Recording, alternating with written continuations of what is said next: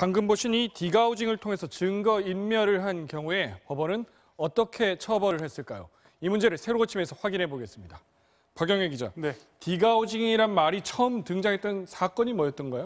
네, MB 정권 당시 국무총리실이 민간인을 불법 사찰한 사건을 수사할 때였습니다. 네. 정부의 비판적인 동영상을 올린 일반인을 불법 사찰한 자료를 PC에 저장을 해뒀는데 2010년 수사를 받게 되자 이 자료를 지웠고 이때 디가우징이 동원이 됐습니다.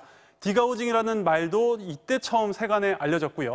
공직윤리지원관실 진경락 전 과장 또 부하 직원 2명이 증거인멸 혐의로 기소됐습니다. 이거 말고 다른 사례들은 어떤 것들이 있습니까?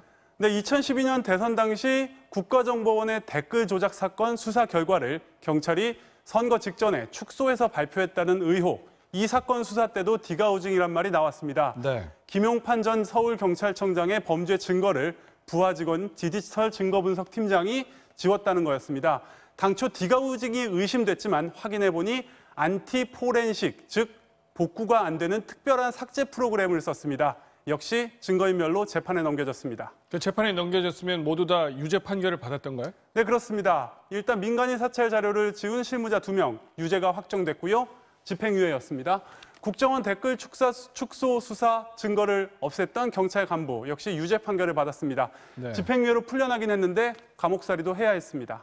그런데 지금 실무자라고 그랬었잖아요. 예. 그러니까 집행한 사람들 말고 지시한 사람은 빠진 건가요? 맞습니다. 김용판 전 청장의 경우는 이 증거인멸을 지시했는지 여부가 확실히 확인되지가 않았습니다. 네. 민간인 사찰 사건의 경우는 진경락 전 과장도 부하 직원들과 함께 재판을 받았습니다. 증거인멸을 지시했다는 혐의였는데요. 최종적으로 무죄였습니다.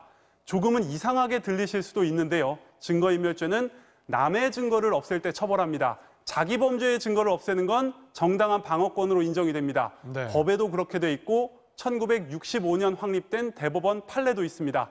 괜히 부하 직원들만 상관의 범죄 사실을 알면서도 지웠다는 이유로 처벌을 받게 된 겁니다.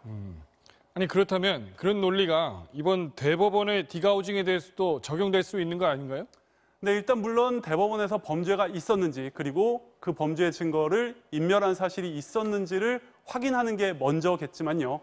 물론 법리나 판례대로라면 자기 방어를 위해서 증거인멸을 했다거나 지시한 사람은 처벌 대상이 아닙니다. 네. 여태까지 증거인멸 범죄를 처벌을 해왔고 그래서 이 법리를 누구보다 잘 알고 있을 법원이 이번에는 증거인멸로 이런 논란의 중심에 서게 됐습니다. 네, 그렇군요. 박 기자 잘 들었습니다.